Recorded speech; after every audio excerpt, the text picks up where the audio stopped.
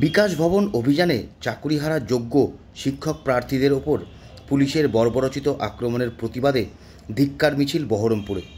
বৃহস্পতিবার চাকুরিহারা শিক্ষক ও শিক্ষাকর্মীদের বিকাশ ভবন অভিযান এবং তার জেরে পুলিশি বাধা, আন্দোলনকারী শিক্ষকদের ওপরে পুলিশের মারধর এর প্রতিবাদে শুক্রবার পথে নামলেন বহরমপুরের শিক্ষক সমাজ। এদিন চুয়াপুর থেকে মিছিল করে বহরমপুর শিক্ষা ভবনের সামনে এসে বিক্ষোভ দেখান শিক্ষক সমাজ। শিক্ষকদের তরফ থেকে জানানো হয় আগামী দিনে তারা বৃহত্তর আন্দোলনের পথে হাঁটবেন। শান্তিপূর্ণ আন্দোলনকে ভেঙে দেওয়া হচ্ছে কেন? মুখ্যমন্ত্রী জবাব চাই, জবাব দাও, জবাব চাই, জবাব দাও।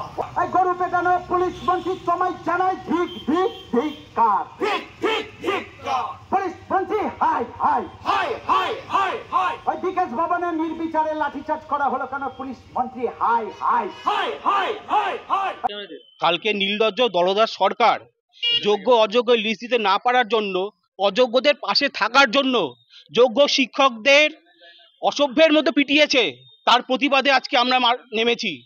আজকে যদি সরকার এই পদ্ধতি অবলম্বন করে তাহলে যোগ্যরা কোথায় যাবে? এই কথা আমি সরকারের কাছে তুলছি এবং সরকারকে একটা নির্দিষ্ট স্ট্যান্ড পয়েন্ট দিতে হবে যে তিনি কি চাইছেন। কারণ আজকে যেসব শিক্ষকরা গেছেন তারা এটাই চাইছেন যে সরকার এখন কি চাইছে, সরকারের লুকোছাপা করছে কেন, সেটাই সরকারের কাছে প্রশ্ন চাইছি।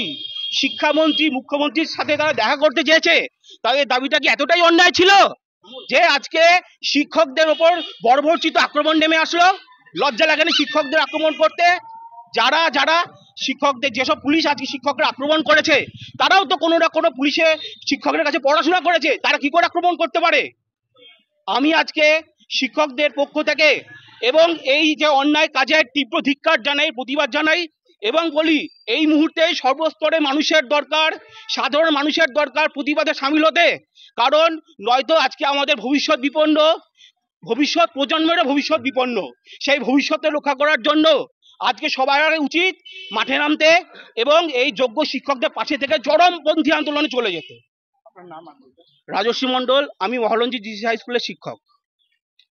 আমাদের কর্মসূচি গতকাল আপনারা দেখেছেন ইলেকট্রনিক্স এবং সোশ্যাল মিডিয়ায় যেভাবে শান্তিপূর্ণ সদ্য চাকরিহারা যারা যোগ্য প্রার্থী তাদের উপর নির্বিচারে গরু পেটানো করা হয়েছে এবং মেরে হাত পা ভেঙে দেওয়া হয়েছে, তারই প্রতিবাদে আজকে শিক্ষক সমাজ বহরমপুরের রাস্তায় নেমেছে এবং জানান দিতে চাই যে এই রকম যদি চলতে থাকে আমরা বৃহত্তর থেকে বৃহত্তর আন্দোলনে যাব এবং অধিকার না পাওয়া পর্যন্ত এই আন্দোলন চলতে থাকবে এবং এই ঘটনাকে আমরা তীব্রভাবে ধিক্কার জানাই।